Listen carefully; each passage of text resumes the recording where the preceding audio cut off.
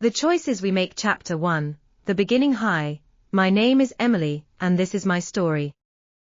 It's not an easy one to tell, but I think it's important to share, because it's about choices, consequences, and the person I became through it all. This is a story about love, betrayal, and the mistakes I made along the way. I hope that by sharing this, someone out there might learn from my experiences, or at least feel less alone in their own struggles. I grew up in a small town in the Midwest. Life was simple, and so was I. I was the girl next door, sweet, innocent, and always dreaming of the day I'd meet my Prince Charming. I believed in fairy tales and happy endings. But life, as I soon learned, is far from a fairy tale. By the time I turned 35, I thought I had life figured out. I had a stable job, a nice apartment, and a long-term relationship with Jake. We had been together for over a decade, and for the most part, things were good. He was charming, handsome, and had been my rock through some of the toughest moments of my life. But over time, things started to change. Jake grew distant. He blamed work and stress, but I could feel him pulling away. The spark that had once been so strong between us was fading, and I didn't know how to fix it. I tried to talk to him, to understand what was going on, but he always brushed me off. Everything's fine, he'd say. But it wasn't. I felt lonely, invisible, and unappreciated. I started to wonder if this was all there was to life, a monotonous routine, with someone who no longer seemed to care. Chapter 2, The First Mistake. It was during this time that I met Alex. He was a colleague at work, and we hit it off immediately. He was different from Jake, more adventurous, more spontaneous.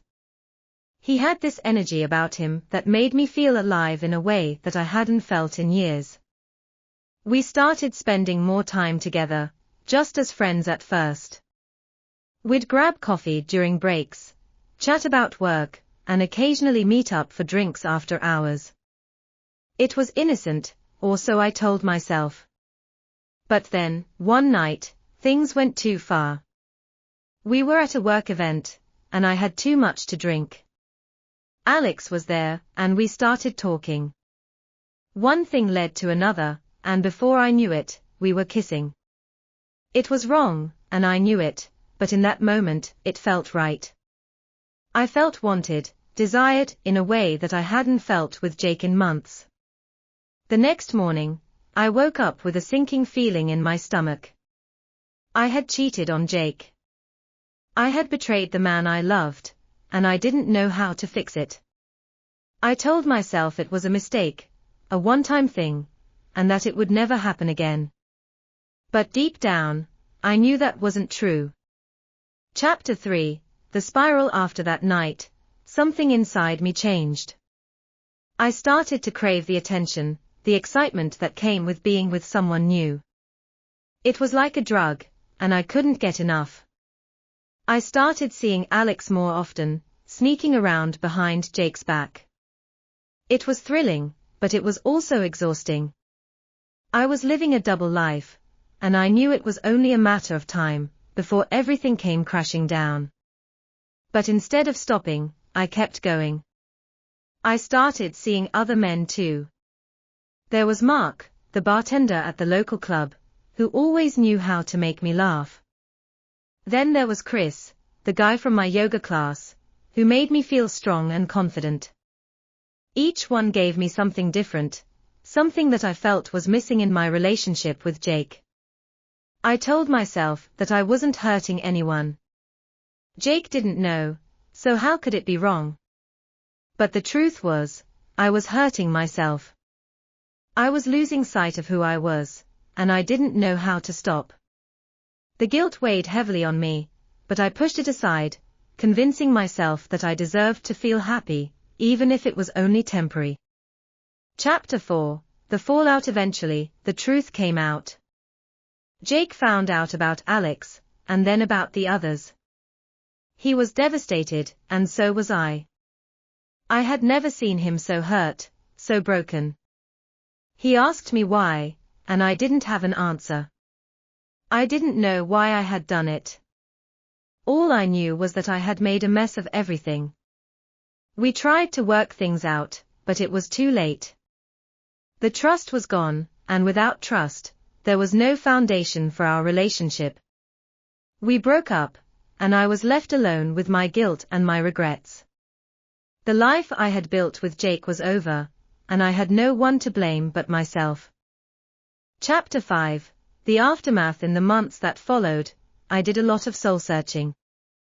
I realized that I had been looking for something outside of myself to fill a void that I didn't even know was there.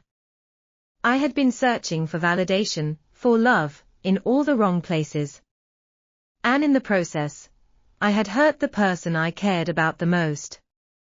I also realized that I needed to take responsibility for my actions. I couldn't blame Jake for pulling away, or the other men for being there. The choices I made were mine, and mine alone. I had to own up to them, and to the person I had become. Therapy helped me understand why I had made those choices. I was trying to fill a void that only I could fix. I had to learn to love myself, to be honest about what I wanted, and to communicate my needs instead of running away from them. Chapter 6, Redemption. It's been a few years since all of that happened, and I've come a long way since then. I've learned a lot about myself, about love, and about the importance of being true to who you are. I've also learned that it's never too late to change, to grow, and to become a better person. I'm not proud of the choices I made, but I'm grateful for the lessons they taught me. I've since moved on, and I'm in a much healthier, happier place now. I've found love again, but this time, it's different.